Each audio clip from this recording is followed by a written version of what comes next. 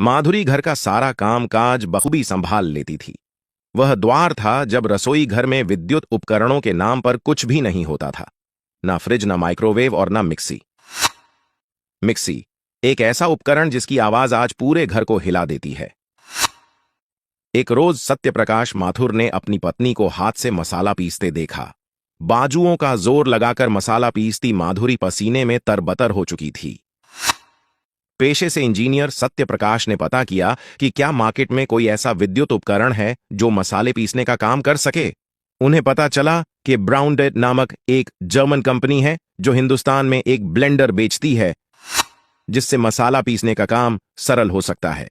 सत्यप्रकाश ने अपनी गारी कमाई से महंगा ब्लेंडर खरीदा और धर्मपत्नी को भेंट कर दिया ताकि उनका काम कुछ हद तक सरल हो सके। दिक्कत यह हो गई कि ब्लेंडर था जर्मन और मसाले थे हिंदुस्तानी। कुछ दिन बेचारा जर्मन ब्लेंडर हिंदुस्तानी मसालों का बोझ सहता रहा और फिर एक दिन उसमें से एक चिंगारी निकली और उसकी मोटर का राम नाम सत्य हो गया।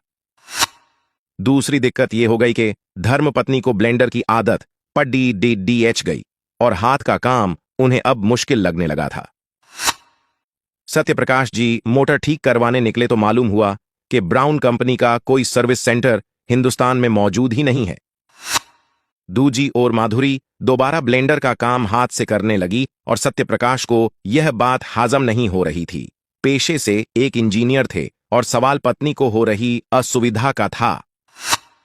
काफी मंथन के पश्चात सत्यप्रकाश जी ने एक शाम धर्मपत्नी से कहा कि मैं तुम्हारे लिए एक ऐसा उपकरण बनाऊंगा जो तुम्हारा हर काम आसान कर देगा। पत्नी को लगा कि यह पति का प्यार है जो ऐसा कह रहे हैं, परंतु सत्यप्रकाश कुछ विशेष करने का निर्णय ले चुके थे। नाजुक से जर्मन ब्लेंडर को छोड़ दी सत्यप्रकाश ने एक ऐसा उपकरण बनाने की सोची जो भारतीय रसोई के हिसाब से अनुकूल हो। सत्यप्रकाश जोड़-तोड़ में जुट गए। कल पुर्जे इकट्ठे किए और एक उपकरण बना डाला जिसमें एक शक्तिशाली मोटर लगी हुई थी और उपहार स्वरूप पुनः अपनी धर्मपत्नी को भेंट कर दिया। माधुरी ने उपकरण को इस्तेमाल किया तो आश्चर्यचकित रह गई। उपकरण 100% हिंदुस्तानी रसोई के हिसाब से उपयुक्त था। पत्नी के प्यार में बनी मिक्सी ने एक बिजनेस आइडिया को जन्म दिया।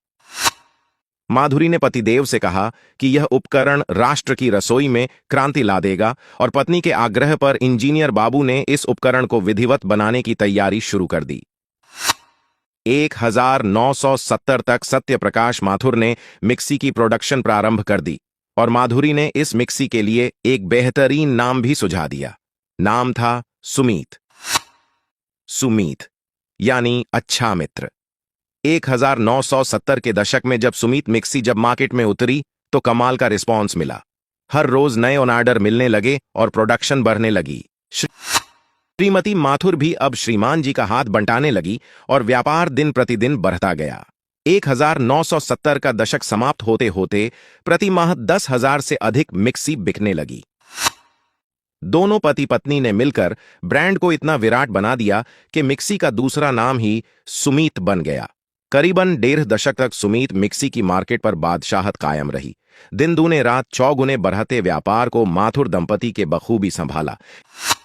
यह एक इंजीनियर पति का प्यार था जिसने अपनी पत्नी का जीवन सरल करने के लिए जिस उपकरण का आविष्कार किया उसे आज 5 दशकों बाद भी हर गृहिणी इस्तेमाल कर रही है। उल्लेखनीय है कि हर साक्षात्कार में श्री माथुर अपनी कामयाबी का सारा श्रेय अपनी पत्नी अपनी प्रेयसी को देते रहे। तो ये थी हिंदुस्तानी मिक्सी के आविष्कार की कहानी।